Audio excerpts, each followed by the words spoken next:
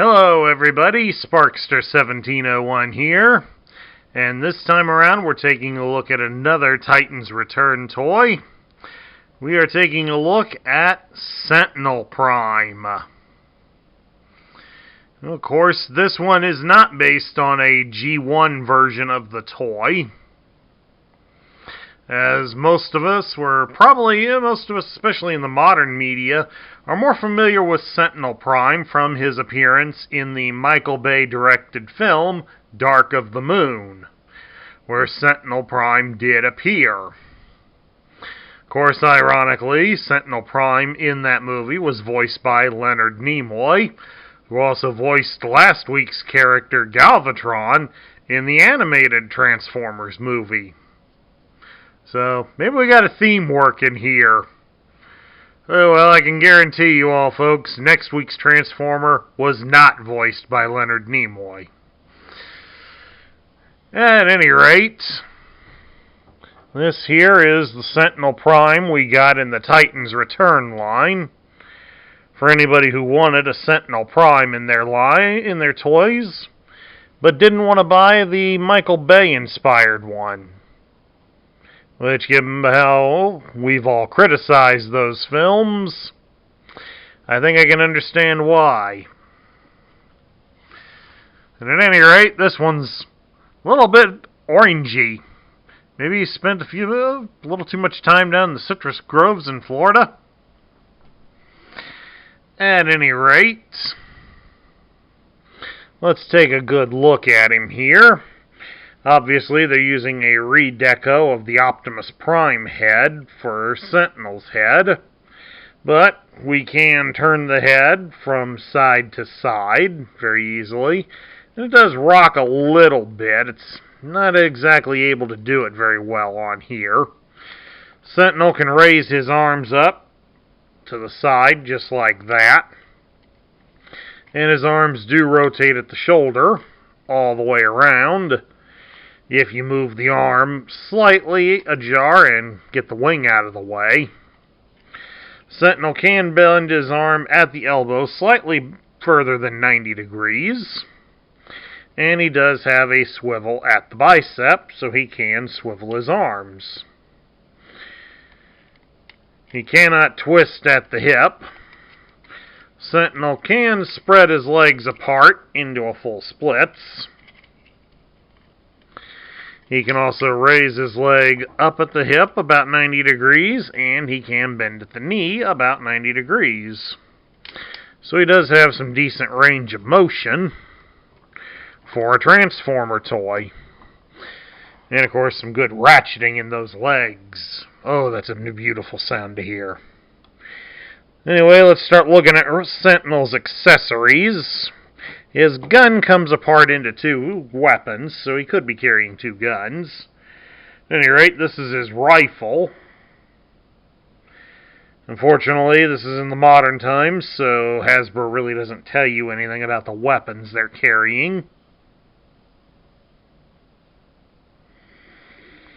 That's his basic rifle. Sentinel also has what many of the fans have dubbed as a turret rifle. Due to the fact that the gun is obviously outfitted to be a seat for a Titan Master to sit in it. And then man the thing like it's an actual gun turret. And then, of course, lastly, we have Sentinel's head, his Titan Master partner, if he will relinquish it to me.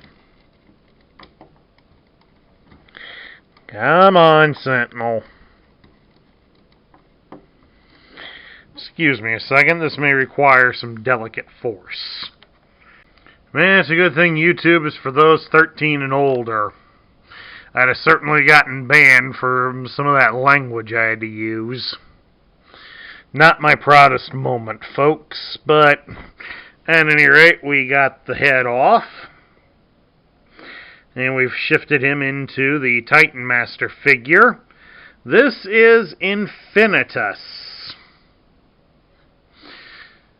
Infinitus apparently grants Sentinel Prime the ability to slow time, so that Sentinel Prime can unleash precision attacks.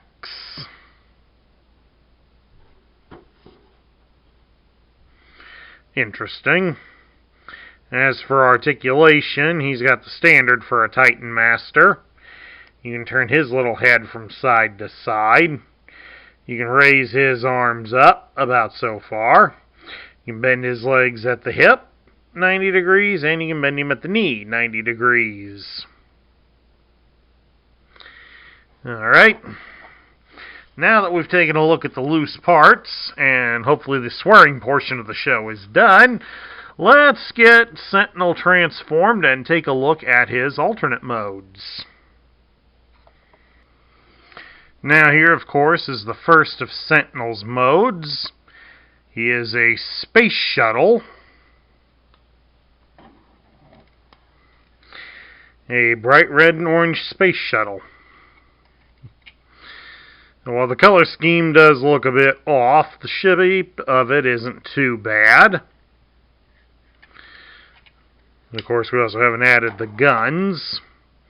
The guns can be connected to these yellow openings on both sides of the toy, thus giving him a nice attack mode. But of course, the guns can also be combined together form a single cannon on the one side. Of course, we'll stick Infinitus into it so you can see how that looks. Personally, in this combined form like that, it looks kind of dumb, because it also puts all the weight on one side. So it's kind of, I'd rather just have the gun over here, and that way he's got good coverage on both sides. Plus, of course, here in the back, we do have an OPA, a canopy, that we can stick Infinitus in, and he can pilot the ship. As for swooshing, well, this doesn't do it too bad. A little bulky in my hands, but not bad. And of course, down here on the bottom, he does have retractable landing gear. So he sits pretty good on the table. So he doesn't look too bad in this mode. The colors are a little garish, but that isn't too bad. Let's see how the other mode looks. And here is the locomotive mode. Yep, you heard right. This is a train.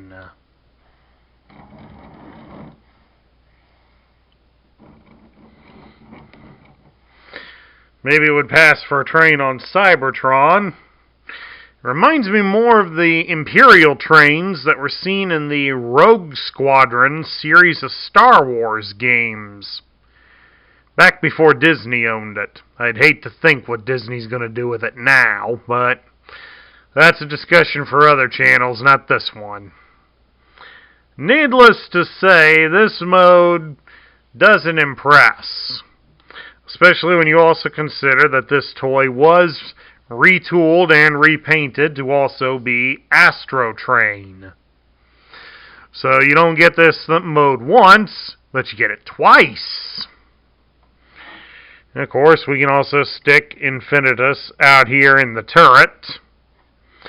But given how this thing looks, I think he'd be better off hiding in the cockpit, where at least at most angles you're not going to see him. Now, how well does it roll? Well, it does have a series of 3 Wii wheels here underneath of it. So let's... It doesn't roll too bad. Doesn't roll too bad on this table. Bit noisy, but not bad. At any rate, we get down to my thoughts. What do I think of Sentinel Prime? Well, this is a toy that's not bad. And even in robot mode, it does look pretty impressive and somewhat on the imposing side, as you would expect the predecessor of Optimus Prime to look like. His alternate modes, well, The Space Shuttle mode is shaped pretty nicely, so I will give it that much. It does look pretty good. It bears some hallmarks of being like our space shuttles that we used to launch, but with it having the dual tail fins, it's more intended to be Cybertronian in origin. The locomotive mode, I can see why a lot of people don't like it, and frankly I'm kind of with them on that. It doesn't look that great. But a fair amount of it in Sentinel's case is due to these garish colors. The red and orange and yellow look good on paper, but they really don't sell this toy very well. All in all, they just look weird. It'd be nice if there was some splashes of other colors instead, to at least give a little breakup to the color scheme. In a lot of cases, the red and the orange kind of run together and get lost. So, I don't think that really works, and I think the train mode in this toy was kind of stretching it to make it work for what they had. But I will give them kudos for at least making it work. They found a way to engineer it to work. So they do deserve some praise for getting it to work. It just, unfortunately, the end result is not entirely satisfying. And that concludes my review of the Titan's Return version of Sentinel Prime. I hope you all enjoyed it. If you liked this video, drop me a thumbs up here on YouTube. If you're new to the channel, hit that subscribe button down below and join our ranks. Also, remember to ring the bell so you'll get notified when I post new content. Also, I ask that you please share this video with your friends and fellow collectors. That's what helps this channel grow. And leave your thoughts about Sentinel Prime in the comments down below. This is Sparkster1701 saying I will catch you all later.